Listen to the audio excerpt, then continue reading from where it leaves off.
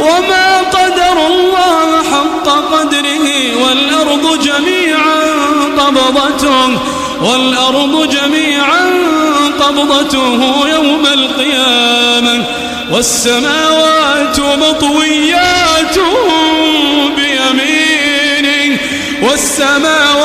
مطويات بيمينه سبحانه وتعالى